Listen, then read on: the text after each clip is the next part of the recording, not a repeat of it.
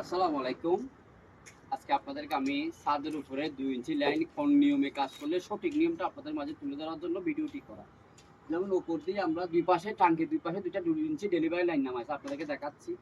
এপাশে যেটা নামছে গেট বলটা উপরে দিয়েছে যাতে ছোট বাচ্চারা ধরতে না পারে মেইন লাইনে গেট বলটা।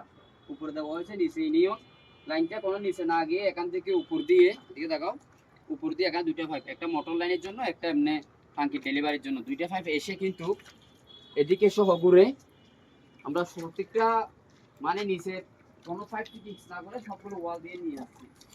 আসলে এখান থেকে শুরু করে আমাদের এদিকে পর্যন্ত লাইনটা মানে প্রতিটা জায়গা ৭-১১ যেতগুলো ২ ইঞ্চি লাইন চলছে সব জায়গায় আমরা কিন্তু এখানে ২ ইঞ্চি লাইন নিচে রাখি নেই উপরে।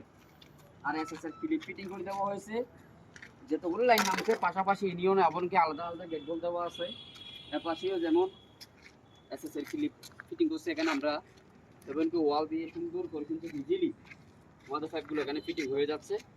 যেমন এখানে একটা লাইন নামছে এদিকে গেছে কিন্তু আমরা চাইলে এখানে নিচে ফিটিং করতে পারতাম তখন কিন্তু আমাদের ওই কষ্টটা আরও কমে যেত।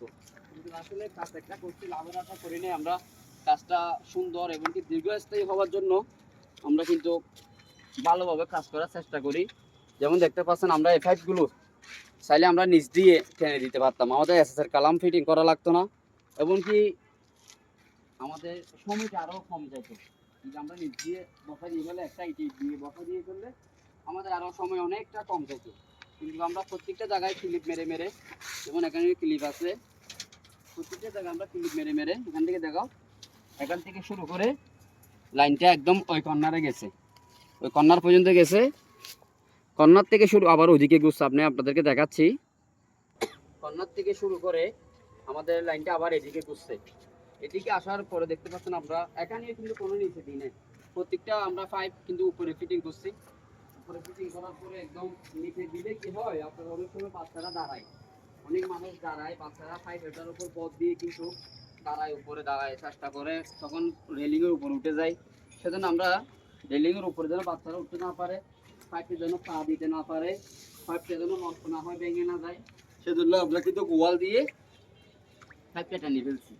যে দেখেন আপনারা এদিক দিয়ে শুরু শেষ একদম ওদিকে আপনারা দেখছেন কিন্তু এখানে এসে একদম শেষ পর্যায়ে বলতে ওদিকে দেখাইছে আপনাদেরকে একটা পাইপ নামছে এখানে সেম আরেকটি পাইপ আরো কাছে আসো আর আরেকটি পাইপ এখানে এখান থেকে নামছে মানে দুই পাশ দিয়ে কিন্তু আমাদের টাঙ্কির পানিগুলো নামতেছে। কি রকম পানি প্রেশার হবে অবশ্যই অভিজ্ঞ ভাইরা বলবেন। আরেকটি পাইপ যেমন দেওয়া আছে এটা হচ্ছে টাঙ্কি ওয়াশ করে পানিগুলো ফেলে দেবে এখানে। আর এটা প্লাস্টারের আগে কিন্তু আমাদের কাজটা করতে হয়েছে কারণ এখানে নিচে একতলা দুতলা ভাড়াটিয়া আছে, মানুষ তাকে আমাদের লাইনটা চালু করা লাগতেছে সেজন্য আমরা কিন্তু এই পাইপগুলো আগে ফিটিং করে ফেলছি। এদিকে প্লাস্টার হয়েছে এই জায়গায় হয় নাই, এখন এখানে প্লাস্টার এখন করছে। এখন ওনাদের সাথে কথা বলছে যে এখানে গ্যাপগুলো থেকে গেছে, ওনারা বলছে ভাই আপনারা না হলে খুলে দেবেন না হলে আমরা পাইপগুলো একটু আলোক করে প্লাস্টার আবার একইভাবে করে দেবো। আপনারা সবসময় চেষ্টা করবেন প্লাস্টারের পরে যেন পাইপগুলো টানা হয়। এই দেখতে পাচ্ছেন এখানে আমাদের পাইপ একদম টানা একদম কমপ্লিট। আসলে আপনারাই চেষ্টা করবেন মানে সব সময় ওয়াল ঘেঁষে নিচ দিয়ে যেন পাইপ না টেনে আপনারা চেষ্টা করবেন। আপনারা সব সময় চেষ্টা করবেন আপনাদের লাইনগুলো যদি পার্মানেন্টলি হয়ে যায় টাঙ্কির ২ ইঞ্চি লাইনটি আপনারা ফ্লোর দিয়ে না টেনে ওয়ালে টানবেন। তখন কি হবে আপনার পাইপ ফিটিংসগুলো লিক হওয়ার সম্ভাবনা খুবই কম থাকবে, বাচ্চারা দাঁড়াতে পারবে না, এমনকি আপনাদের কাজগুলো একদম অ্যাকুরেট করে হবে। আমি মনে করি আপনারা সবসময় জিনিসটা ট্রাই করবেন নিচ দিয়ে কোনো পাইপ হবে না, সবসময় উপর দিয়ে টানবেন।